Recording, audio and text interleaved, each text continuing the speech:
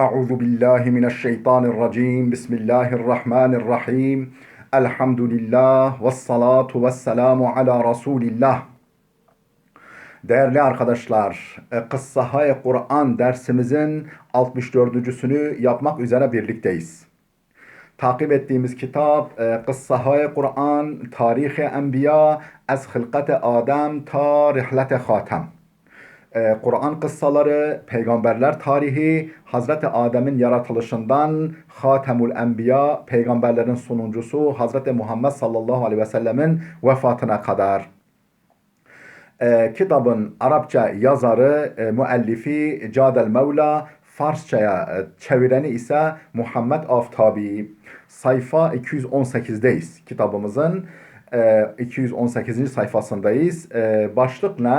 İllet-i tesmiye-i Yakub. Yakub aleyhisselam kıssasını okuyorduk. Neden Yakub adı verilmiş?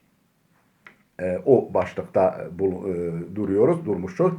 durmuşuz. Efendim kaldığımız yerden devam ediyoruz. Diyor ki Taberi ve İbn Esir ve bazı az müfessiran nakl kerdeyند ve der Tevrat niz hemin gune amade است ki Taberi, İbn Esir ve bazı müfessirler nakl kerdeyند, nakletmişler ve der Tevrat niz Tevrat'ta da hemin gune aynı şekilde amade است ki gelmiştir ki Yakub ve İs duvuklu budand. Yakub ve İs, kardeşi İs ikiz idiler. Ba inki Yakub az İs buzurgtar bud. Yani Yakub İs'ten daha büyük olmasına rağmen, yani mertebe bakımından, makam bakımından İs'ten daha büyük olmasına rağmen ama İs zuttar be dünya amed. Fakat İs yani daha önce dünyaya ayak basmış. İkiz fakat önce İs doğmuş. اما عیس زودتر به دنیا آمد و او را چون اسیان کرده و efendim ve ona isyan ettiği için, yani İs asi anlamında, hani kardeşine böyle bastırmak istediği için, ona eziyet etmek istediği için İs isyanla güya aynı kökten geliyor. İsyankerde ve piş az Yakub ve dünya Ahmet ve Yakup'tan önce dünyaya geldiğinden dolayı Ahmet'e bud İs namidend, ona İs denmişler. Yani iki gerekçeden dolayı. Bir, efendim önce o doğmuş, ardından Yakub yani akabinde gelen, Yakub Akabe ile aynı kökten geliyor. Yani onu izleyen, onu takip eden doğumda, yani İs'ten sonra gelen bir bu. Bir de efendim niye İsa İs denmiş? Güya efendim Yakub'a isyan ettiği, ona efendim hep eziyet etmek istediği, ona haksızlık ettiğinden dolayı. Yakub را هم که پاشنه پای عیس را گرفته بود یعقوب عقب نامیدند. Efendim Yakub را hem ki paşne pay عیس را گرفته. Peki niye Yakub'a Yakub denmiş? Hemen onun peşinden.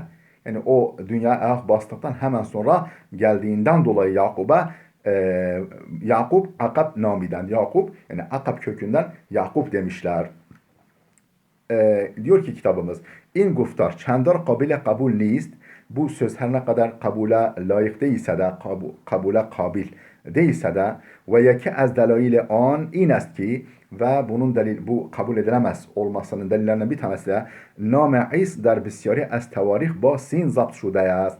Yani birçok tarih kitaplarında is yani sat ile değil de sinle kaydedilmiş. Dolayısıyla isyanla alakası yok. Ve ura İsu guften ve ona İs değil de İs ve İsu diye demişler. İsu diye adlandırıyorlar birçok tarih kitabı. Efendim bir de değerli dostlar, yani bu kelimeler zaten Arapça değil. Yani İs yok, isyandan geliyor. Kaldı ki İs isyanla aynı kökten de biri efendim İs hani bu haliyle ecvaftır, orta harfi allettir, yani asaya yani efendim ya nakıs değil, son harfi allet değil vesaire. Yani Yakub yok efendim Arapça bir kelime mi ki Yakub yani onu takip ediyor anlamını verirsin. Buna hep bence yakıştırmalar. Bunlar zaten Kur'an'da geçmiyor, hadislerde geçmiyor, efendim tarih kitaplarında geçiyor. Ama okuyoruz. Kitabımızda kaydettiği için okuyoruz yani. Katıldığımızdan dolayı değil. در روایت شیعه تنها علت تسمیه یعقوب چنین آمده است. Şia yani Şia mezhebinin rivayetlerinde tenha sadece illet tesmiye Yakub efendim Yakup diye adlandırılmasının gerekçesi, illeti şunun amede şu gelmiştir, şu şekilde gelmiştir. Yakup ve İs duvuklu budan. Yakup ve İs ikiz idiler. İbtida İs ve dünya amed. Önce İs dünyaya geldi ve sepes Yakup.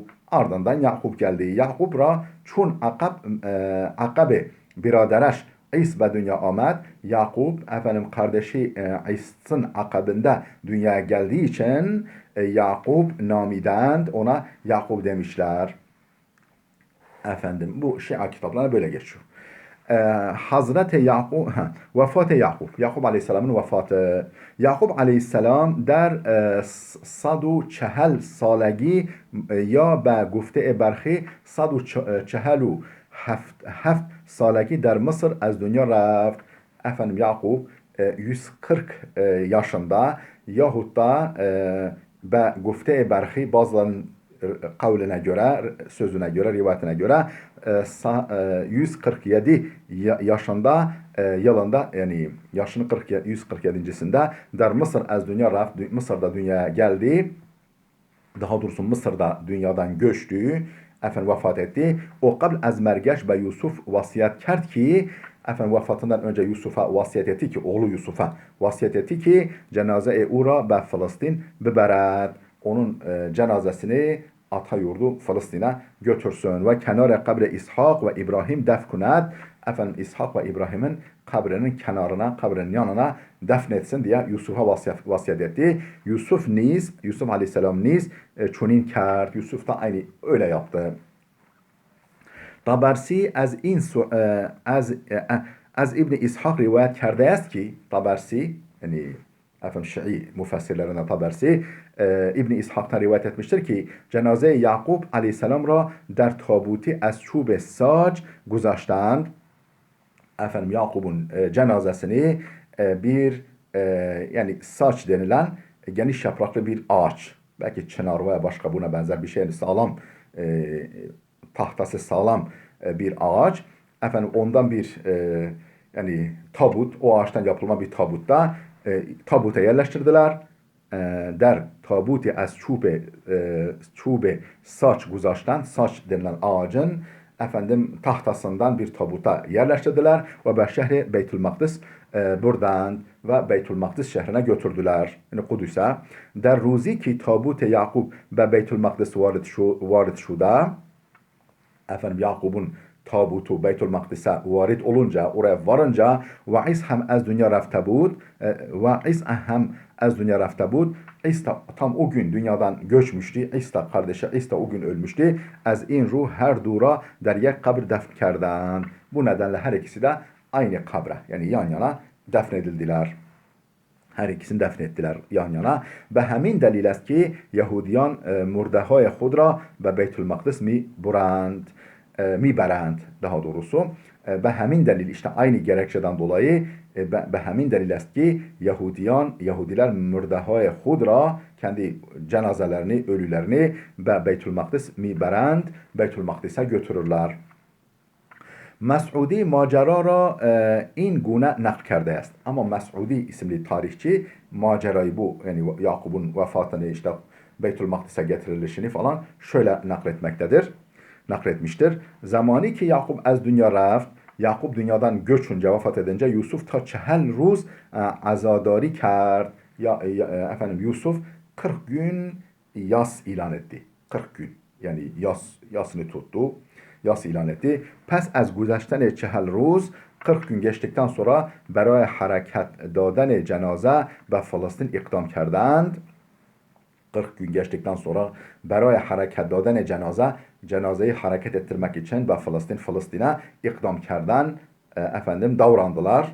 Efendim onu Filistin'e götürmek için harekete geçtiler. Pes az inki varide Filistin şudand, Filistin'e varit olduktan sonra, Filistin'e vardıktan sonra ve kenarı kabri İbrahim residen, İbrahim Aleyhisselam'ın kabrinin kenarına varınca çun خواستن cenaze Yakup ra kenara kabre İbrahim def kunand, Yakup Aleyhisselam'ın cenazesini İbrahim Aleyhisselam'ın kabrinin kenarına defnetmek istediklerinde İs Ahmet, O zaman orada yaşayan, orada bulunan is geldi ve mani' şud. Engelledi. Dedi ki onu buraya gömemezsiniz. Mani' şud, mani oldu. Der in hengam ferzend Şem'un ki ferdi nirumend bud. Şem'un'un oğlu, Şem'un denilen işte o kardeşlerin birisinin oğlu ki ferdi nirumend bud, çok güçlü, kuvvetli bir adamdı. Ba'is dergir şud. Efendim İs'la kapıştı ve der in dergiri, bu kapışma sırasında İs ve katil rasid, efendim İs öldürüldü. İs yani amcasını neyse öldürdü.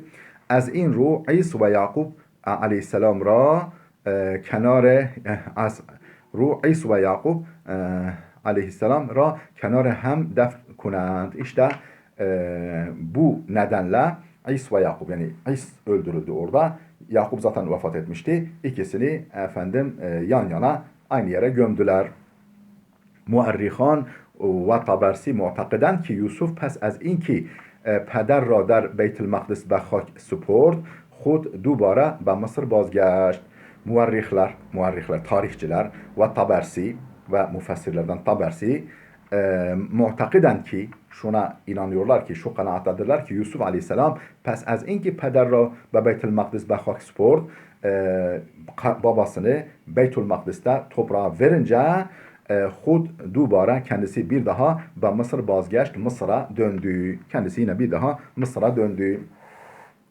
309 sal der khab. 309 sal der khab. Değerli dostlar, bu artık Ashab-ı Kehf'in kıssasına geçiyor. Ashab-ı Kehf'in kıssasına yer verecek. Efendim niye burada yer vermiş onu da tam bilemiyorum. Efendim onun için bu kıssaya girmeyelim, başlamayalım. Gelecek dersimizde inşallah bu Sesadun Nuh sal der khab, yani uykuda 309 sene. Sesadun Nuh sal 309 yıllık uykuda 309 sene diye bir başlık açmış. Efendim gelecek dersimizde inşallah buradan itibaren okumaya devam edeceğiz. Allah'a emanet olun.